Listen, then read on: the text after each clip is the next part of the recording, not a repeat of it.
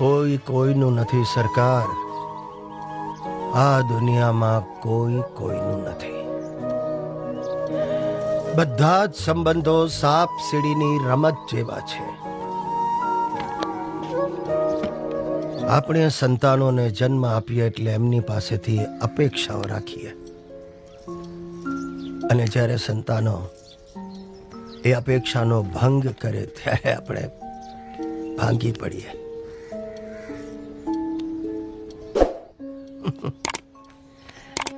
સારું છે, એક પછી એક બધા જ સંબંધો ઓછા થતા જાય છે.